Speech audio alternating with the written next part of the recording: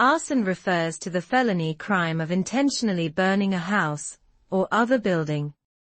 The perpetrators range from mentally ill pyromaniacs to store owners hoping to get insurance proceeds.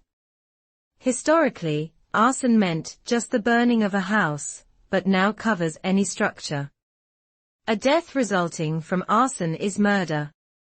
Most states no longer require that the property damaged or destroyed be a dwelling or even a building. Generally, the act of knowingly burning personal property without consent or with unlawful intent is enough to constitute arson.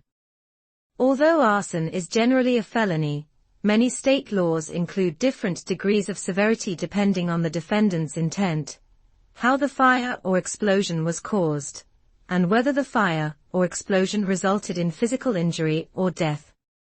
The penalties associated with a conviction of arson vary widely depending on the degree of arson.